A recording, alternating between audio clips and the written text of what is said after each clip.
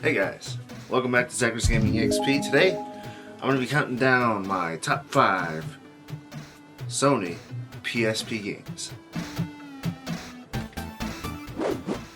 And as always, if you're new to the channel, comment down below one of your favorite PSP games, like the video, and feel free to share it out. Alright, without further ado, let's get this thing started. Coming in at number 5, we have Invisimals and Invisimals Shadow Zone for the PSP. This was one of those unique monster tamer games with a very cringe story. I'm pretty sure most of you guys have probably seen this game. It required a camera, and on launch, obviously, there was a bundle, comes with the camera. I still have the camera. I wonder if I have the QR piece, but this was such a unique game because it gave us like a Pokemon kind of experience on the PSP, and it was one of those games that just like kind of stuck with me. I got stuck on one spot in the game and I have never continued it ever since. I kept getting my ass beat by the professor. I forgot what his name was, but yeah. So Invisimals and Invisimals Shadow Zone. They also had one with the Lost Tribes. That goes as number 5 in my PSP top 5.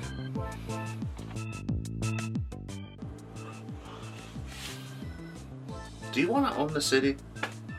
Well, you can, because number 4 is Need for Speed Carbon Own the City for the PSP. And this game, by far, is one of my most favorite Need for Speed games. Definitely like in my top 3 for Need for Speed games. First one obviously is Need for Speed Underground 2. Everyone loves that. But if you're looking for a portable experience that has everything in it, you have cars in your group that can attack other cars, and you have your whole squad and all that, and you take over these gangs technically of other racers. And Need for Speed Carbon Own the City was definitely something unique. I believe they had it on the PS2 as well.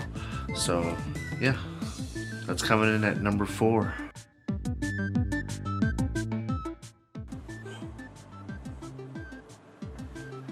I'm actually working on like a Killzone retrospective at the moment. Coming in at number 3, recently been playing Killzone Liberation. This game is a pleasant surprise. Like, I have had this game sitting for so long, and I have, mind you, I have the digital copy, not only on the PS4 because they brought it on the PS4 and the PS5, but I've had it on the PSP Go this entire time. I barely played it because I got stuck on the damn level where you come in on the ship or the jet boat, and there's all those ticks everywhere. And then they have the mines everywhere on that field. It's like the sea. But man, Killzone Liberation, as of recently, has been one of those games that has just taken over my life completely. To the point where I'm actually playing this at work on lunch.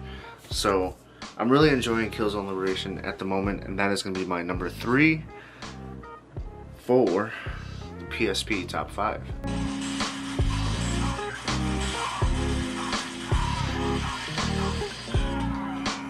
Damn it. Got me again. This one was a really hard decision to make. I ain't even gonna lie. The fact that we have a PSP handheld with full-fledged console quality games was absolutely amazing. With that being said, got Resistance Retribution for the PSP. This game was a pain in the fucking ass. You use triangle, square, circle, X to aim, and then you have L to like lock on, and then R to shoot.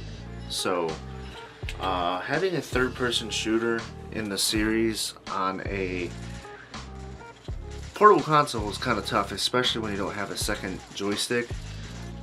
With the PSP though, it was executed perfectly. It is by far, I have to say, one of the best stories on a PSP console. If you guys have not played Resistance Retribution, you really need to, because this story, obviously, it needs to be like remastered. If you're looking for a full-fledged story on the PSP, I would highly suggest Resistance Retribution, which leaves us to number 1. I heard you had some honorable mentions. Well, yes I do. I do have some honorable mentions. Okay, so I'm gonna get shit for this one, but God of War, both games, Ghost of Sparta and Chains of Olympus, which are remasters of the first and second game of God of War series on the PS2. First of all, y'all got a full-fledged God of War game on the PSP, 2 of them,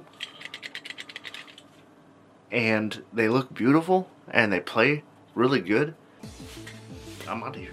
But seriously, God of War, god damn, that game is fucking phenomenal on the PSP. Both of them. I really enjoyed both of them, and I know I'm gonna get shit for this one, but honorable mention for Grand Theft Auto Vice City Stories and Liberty City Stories. I actually really like the Vice City Stories the most because you kind of play as an ex-military turned into a pimp. That's the way I see it. To have a full-fledged Grand Theft Auto game on the go was amazing back in the day. It absolutely blew my freaking mind. Grand Theft Auto series as an honorable mention, which brings us to number 1.